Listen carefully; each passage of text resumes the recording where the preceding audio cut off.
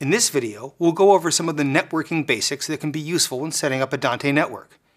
Using Dante does not require you to be a networking expert. The majority of the time, settings may be left at defaults and you'll get great results. Let's look at a few things that are useful to understand. IP addresses are the numeric names that network devices use to identify themselves, whether on your local network or on the internet. Most of the time, you don't need to pay attention to IP addresses. The systems we use keep them hidden from view, and things just work. Dante works on a local area network, or LAN. LANs are everywhere. The Wi-Fi system in your home is a type of LAN. A LAN is a small network of computers, no more than 200 or so, that share a specific range of IP addresses that identify them as being in the same group. Within this group, they can communicate with each other. They cannot communicate with computers outside the LAN unless there is a router that translates addresses to talk to some other LAN. This provides a degree of automatic isolation between LANs, which is helpful. Internet IP addresses are different because there are so many and each must be unique. In practical terms, what is really done is that we use LANs inside our homes and offices and then use an internet router to translate these addresses for internet use. That way, the same IP addresses can be used over and over in many LANs at the same time and are translated into legal, external, unique values by our routers. That is why you so frequently see the same ranges of IP addresses used over and over, because the individual LANs can't see one another. Common numeric ranges for LAN IP addresses are 192.168.x.y and 10.x.y.z, where x, y, and z are between 0 and 255. These ranges are set aside for exactly this use, and you'll encounter them frequently in Dante setups. We've described something about what IP addresses are, but how do devices get them? Where do they come from? While IP addresses may be assigned manually, this is rarely necessary and is far more likely to result in human error over time. In Dante systems, devices usually get addresses one of two ways: DHCP or automatic private addressing. What do these terms mean? DHCP stands for Dynamic Host Configuration Protocol. It's a system that automatically doles out legitimate IP addresses to devices that request one on a network, so users don't have to think about it. These IP addresses are given out by a DHCP server.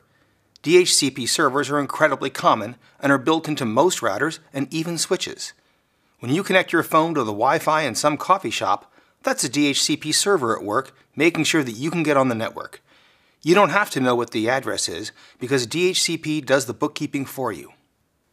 Dante devices are all configured to use DHCP right out of the box.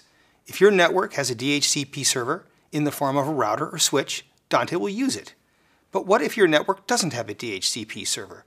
This is often the case in very simple Dante networks that are not connected to the internet.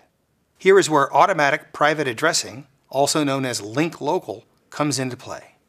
When a device makes a DHCP request, it waits for a response. If there is no response after a few seconds, the device assigns itself an IP address in a special reserved set of values. It then checks to see if there are any other devices on the network doing the same thing, and adjusts its IP address so as not to conflict.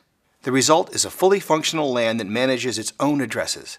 Note that such a system cannot access the internet, but for closed audio networks, it's fine. Automatic private addressing means that you can simply connect Dante devices together with no DHCP server, and things will just work. When you open Dante Controller, you won't see IP addresses unless you look at the Device Status tab.